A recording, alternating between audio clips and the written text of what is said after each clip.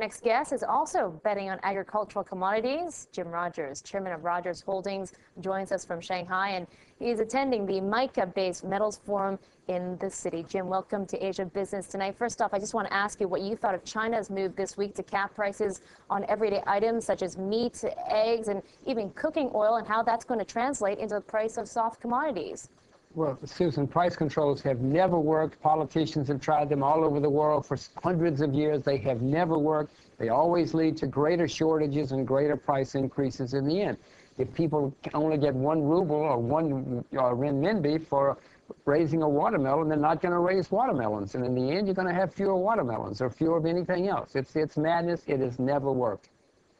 Well, Jim, one motivation, or the main motivation behind that move was to rein in inflation. And in China's case, inflation stands at an 11-year high. You said in the past you're worried about inflation in the U.S. and the U.K. What about China?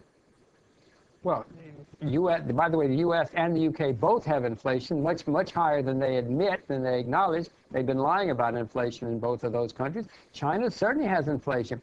Susan, the price of copper is the same all over the world. The price of oil is the same all over the world. When prices are going higher, everybody has to pay those higher prices, and that's called inflation. Well, Jim, when you say the UK and the US and the governments there are lying about inflation, what's the real underlying inflation in those countries then? Well, I don't have a clue, but there are people who've done studies recently, and they're showing it's anywhere between 6 and 9%, depending on how you measure it in the United States. There's one way, if you go back and use the old method of measuring inflation in the U.S., it would be over 10%. I don't have a clue, though, Susan. I haven't done the homework. Okay, but you believe China's inflation figures then? Oh, well, I believe that they acknowledge that they have inflation. That China says they have 6 or 7 or 8%. And they certainly do have inflation. Whether it's higher than that, I don't have a clue. I don't live in China, don't spend enough time here to know. I do know that even I notice prices are up in China.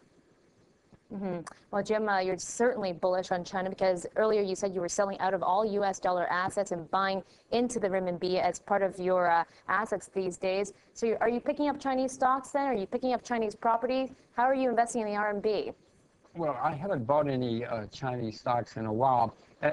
When I said that, Susan, I'm also buying the Swiss franc and the Japanese yen and agricultural commodities. I'm not just buying China or just the renminbi by any stretch, but I have been buying renminbi. I bought more renminbi today. I bought more commodities today, and I think those are wonderful places to invest, especially agricultural commodities. And Jim, which commodities did you pick up today? Well, I didn't pick up any specifics. My lawyers tell me not to buy specific commodities anymore because I'm always talking about them. I buy my agricultural index. It's called the Rogers Agricultural Index. That's what I buy. Okay, well, let's talk about predictions. Hopefully your lawyer will allow you to talk about predictions in terms of price gains. But you were predicting that cotton, coffee, and sugar to gain the most this year. Are you still sticking with that projection, Jim?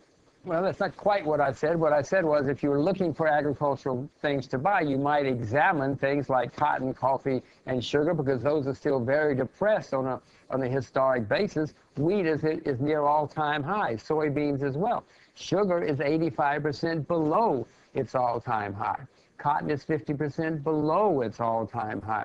Coffee is 50 or 60% below its all-time high. Those are the sort of places that I would be looking for new investments if I were looking at agriculture. I don't particularly like chasing things that are making all-time highs. I expect them to go much higher, by the way, but I would be looking at the things that are still depressed. And Jim, Goldman Sachs says soybeans are the best commodity bet this year. Do you agree with that? Well, they may be right. I cannot imagine it. Soybeans are, in the teens now. Soybeans are making all-time highs. The fundamentals are great. But I'm not the only person who knows that. So Goldman Sachs isn't either. I think you'll do better in some of the depressed commodities. Well, certainly not depressed. Our gold prices. Where do you think they're going to go this year? Gold? Well, I would suspect that gold will probably go down for a while, Susan. It's been so strong recently, and there's so many bulls on it. I own it, by the way. Don't misunderstand. And I would buy more if it goes down. Whenever I've seen everybody on one side of a trade, it usually calms down for a while.